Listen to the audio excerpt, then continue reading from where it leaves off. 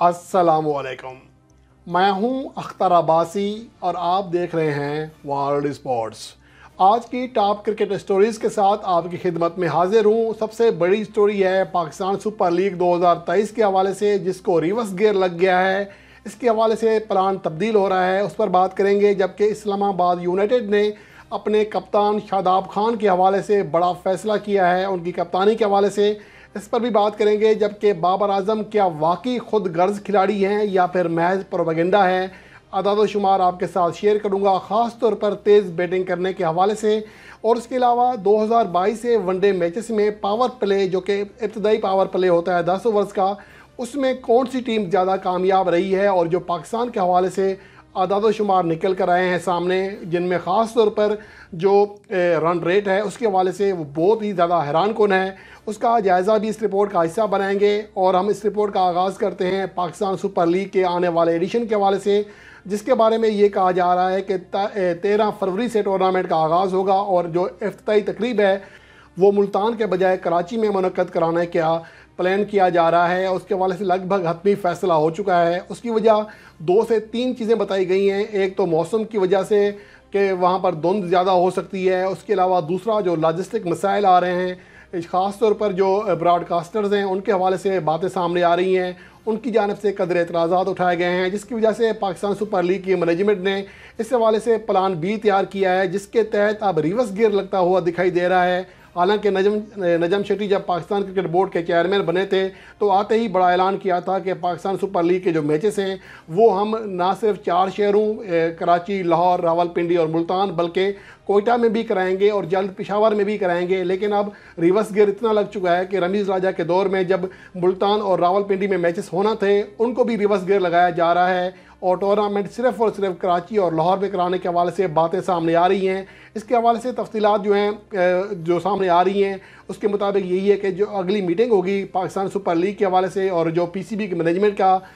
इजलास होना है, उसके अंदर ये फ़ैसला किया जाएगा कि इसके हवाले से हतमी चीज़ की क्या हो जाए। लेकिन इसके बारे में जो इतलात आ रही हैं 80% इस बात का इम्कान है कि अब ये टूर्नामेंट पाकिस्तान सुपर लीग का आने वाला जो सीज़न है वो 4 के बजाय सिर्फ़ और सिर्फ 2 शहरों लाहौर और कराची में कराया जाएगा। इसके हवाले से देखना ये है कि क्या अपडेट आती हैं। बहरहाल रिवर्स गियर लगता हुआ दिखाई दे रहा है पाकिस्तान सुपर लीग को।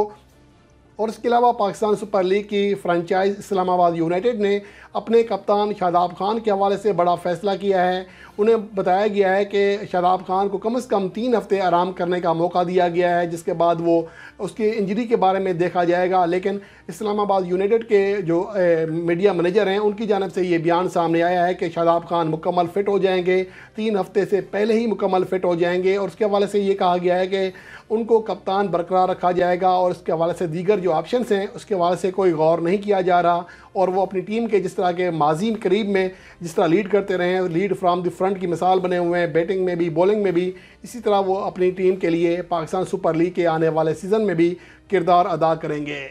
और उसके अलावा बात करेंगे बाबर आजम के हवाले से। पाकिस्तान क्रिकेट टीम के कप्तान बाबर आजम गुज़िश्ता मैच में काफ़ी स्लो खेले, इसके हवाले से मैंने भी तनकीद की थी। लेकिन जो हक़ाइक़ देखे हैं, जिस तरह हाइलाइट्स देखी हैं मैच की, तो उसमें साफ लगता है कि गेंद जो मामूल से कहीं गुना ज़्यादा टर्न होना शुरू हो गई थी। यही वजह है कि न्यूजीलैंड ने 181 रन की रिकॉर्ड शराकत के बावजूद सिर्फ 261 रन बनाए थे, क्योंकि केन विलियमसन और डेविन कॉनवे के बाद जब गेंद पुरानी हुई थी या 20-25 ओवर का खेल हो चुका था तो गेंद बहुत ज़्यादा टर्न होना शुरू हो गई थी, जिसकी वजह से मोहम्मद नवाज़ ने 4 विकेटें हासिल की, उसामा मीर ने शानदार बॉलिंग कराई। तो ये वजह थी कि उनके जो बॉलर हैं, ख़ासतौर पर ब्रेसवेल, मिचेल सेंटनर, एच सोडी, ये अपनी बॉलिंग को ज़्यादा, जो उनकी सलाहियत है ऑलरेडी, वो उसको ज़्यादा इस्तेमाल करने में कामयाब रहे और उनको 70% जो मदद है वो पिच से मिली है। और ये अदाद शुमार माहरीन की जानिब से भी सामने आ रहे हैं। क्रिक वेज ने भी इस हवाले से कहा है कि बहुत ज़्यादा टर्न था। तो इसमें मेरे ख्याल में फिर बाबर आजम का उतना ज़्यादा कसूर नहीं बनता जितना कि हम कह रहे थे कि ज़ाहिर है कि उन्होंने टीम को आगे ले जाने, और जब तक वो क्रीज़ पर मौजूद थे ऐसा नहीं था कि जो स्कोर था वो अनअचीवेबल था, स्कोर बन सकता था किसी भी खिलाड़ी की जानिब से। ख़ास तौर पर सलमान अली आगा जिस तरह खेल रहे थे, अगर वो रन आउट नहीं होते, मोहम्मद नवाज़ बैड लक तरीके से बोल्ड हुए, इसके अलावा उसामा मीर आउट हुए, तो ये चीज़ें इस तरह हुई कि यके बाद दीगरे विकटें गिरी और पाकिस्तान को उस तरह से कोई भी सपोर्ट ना मिल सकी और मोहम्मद वसीम जूनियर भी इस तरह आउट हुए, तो जिसकी वजह से पाकिस्तान टीम फ़तह हासिल ना कर सकी। तो اوورآل دیکھا جائے اگر بابر اعظم کے یہ تو ایک میچ کی بات ہے، اوورآل ریکارڈ دیکھا جائے 2022 سے اگر ون ڈے میچز کی بات کریں تو سب سے زیادہ جو رنز بنائے ہیں ٹاپ ٹیموں میں وہ بابر اعظم نے بنائے ہیں۔ 11 میچوں میں 824 رنز بنا چکے ہیں، 82.40 کی ایوریج ہے، 87.28 لگ بھگ 87.5 رن فی اننگز فی 100 بال ان کا اسٹرائک ریٹ ہے۔ اس کے علاوہ جو دوسرے نمبر پر ہیں وہ انڈیا کے شہریار ہیں لیکن انہوں نے 752 رن بنائے ہیں، لیکن